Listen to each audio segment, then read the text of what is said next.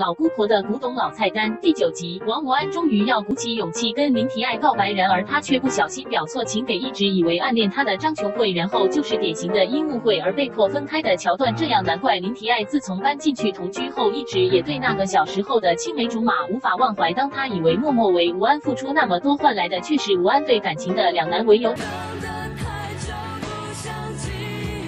而林提爱虽然搬离了姑婆家，但她的心仍然在大稻城，甚至当张琼慧有难时还暗地出手相助。当然，她这样做是为了避免姑婆的传家宝给卖出去，但难道咖啡店里的人不会想办法阻止神志已经不太清楚的淑美吗？第4名，浪漫输给你第12集。到了这一集，市长终于明白为什么会浪漫的输给你，原来这是因为我们的傲然总裁彻彻底底。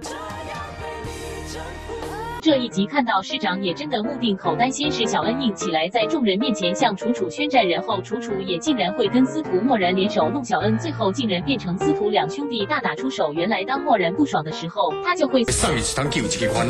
有钱人帅就是任性，如果你也能有傲然的外表冷酷清风的暖男性格，跟小恩在床上盖棉被就是你啦，醒醒吧，这可是小恩的梦游仙境。第3名，我的婆婆怎么那么可爱第23、24集。在前面的集数 CEO 一直也是很努力的推动着真鹤斋的创新，可是面对丙人的什么 OEM 把传统技术都给外包出去时， CEO 却连反对也没机会，因为这又是彩香对儿子们的疼爱，难得这孩子竟然还会对自己的生意有想法，哪怕所有人都 say no， 结果是怎样，相信也可以从太阳饼的销量看得出来。而 CEO 经过和家人的种种交缠后，一度还打算离开火疗回台北之际，还竟然被发贵做的什么5味饼得留下来， CEO 也终于要得下决心把真鹤斋做好做满。虽然观感上这样的拖拖拉拉延续了好几集，有点拖戏，但或许在现实中这样的起起伏伏也并非3言2语就能解释吧，何况离最终回还有16集，慢慢来吧。第2名，罗雀高飞第4集。林家的长辈们为了要想办法延续地位，甚至还要瞒着老菩萨把淑敏认作干女儿，再把洪家的女儿娶过来，让洪家投资在药厂也在所不计，不知不觉间引狼入室，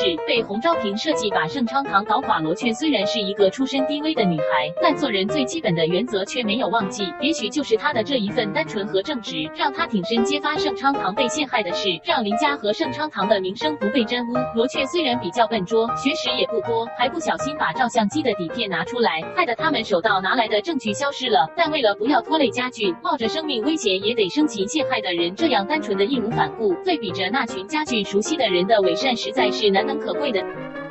第1名，黑喵之情第4集。到底宠物在大家心目中的地位是什么？有些人养猫养狗只是为了向那群贵妇的娱乐用来是炫耀而已，或者是纯粹把它们养活而已，但在宜田的心目中却成为他和过世的母亲最后的连结。他的爸爸非常讨厌猫，甚至还为了杨晨杰剃猫毛的事找上沈清凯，要求把那件事抹掉，让杨晨杰复职在这一个动保立场上对立的家庭里。也难怪宜田的爸妈会离异。而从宜田和母亲来看，猫咪也许就是家庭离异后他们最后的依靠，在他妈病发后至自杀前，那2只猫就是2人度过最后时光的一部分。是不是因为猫咪的缘故，让宜田决定当兽医吧？而当他妈死后，不知道那2只猫咪的下场是怎样，但却在多年后，那只看似是布丁的猫竟然会在别人出现，那个人还竟然算是爸爸的新女友。当身边所爱的依靠成为别人拥有的时候，对原来的主人而言也是一件痛苦的经历吧。这些饲养过动物而对他们付出真心的主人而言，感受应该蛮深刻的。